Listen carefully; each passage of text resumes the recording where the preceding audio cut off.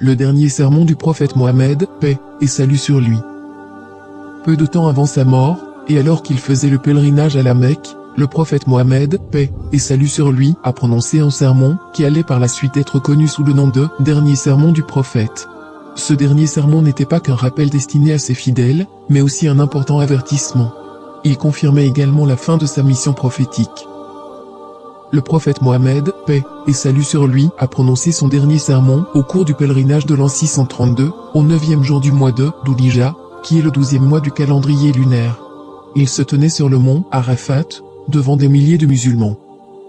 Après avoir loué et remercié Dieu, le prophète, paix et salut sur lui, a déclaré : « Ô peuple, écoutez-moi attentivement, car je ne sais pas si, après cette année-ci, je serai encore parmi vous. Écoutez, donc, ce que je vous dis avec beaucoup d'attention et transmettez ce message à ceux qui ne pouvaient être présents parmi nous aujourd'hui. Ô peuple, tout comme vous considérez ce mois, ce jour, cette cité comme sacrée, considérez aussi la vie et les biens de chaque musulman comme sacrés. Retournez à leurs légitimes propriétaires les biens qui vous ont été confiés.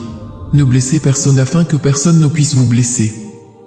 Souvenez-vous qu'en vérité, vous rencontrerez votre Seigneur et qu'effectivement, il vous demandera compte de vos actes.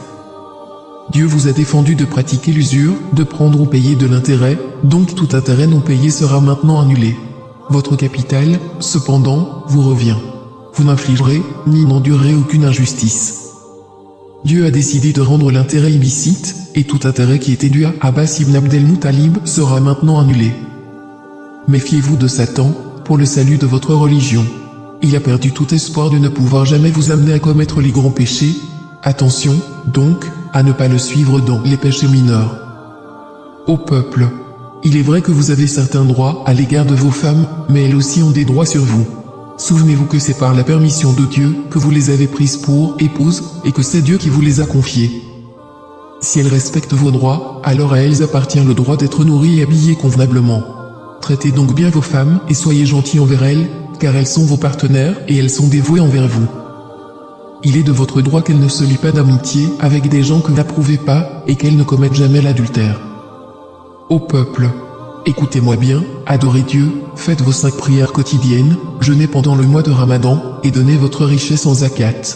Accomplissez le pèlerinage si vous en avez les moyens. Toute l'humanité descend d'Adam et Ève. Un arabe n'est point supérieur à un non-arabe, et un non-arabe n'est point supérieur à un arabe, et les blancs ne sont point supérieurs aux noirs, de même que les noirs ne sont point supérieurs aux blancs.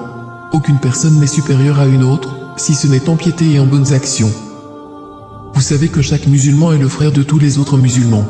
Vous êtes tous égaux. Vous n'avez aucun droit sur les biens appartenant à l'un de vos frères, à moins qu'on ne vous ait fait un nom librement et de plein gré. Par conséquent, ne soyez pas injustes les uns envers les autres. Souvenez-vous, un jour vous vous présenterez devant Dieu et répondrez de vos actes. Prenez garde, donc, ne vous écartez pas du droit chemin après ma mort. Ô peuple, aucun prophète ni messager ne viendra après moi, et aucune nouvelle religion ne naîtra. Raisonnez bien, ô peuple, et comprenez bien les mots que je vous transmets. Je laisse derrière moi 2 choses, le Coran, et mon exemple, la Sunna. Et si vous les suivez, jamais vous ne vous égarerez. Que tous ceux qui m'écoutent transmettent ce message à d'autres, et cela à d'autres encore, et que les derniers puissent le comprendre mieux que ceux qui m'écoutent directement. Sois témoin, ô Dieu, que j'ai transmis ton message à tes serviteurs. C'est ainsi que le prophète, paix et salut sur lui, termina son dernier sermon et, alors qu'il se tenait près du sommet de Arafat, le verset suivant lui fut révélé,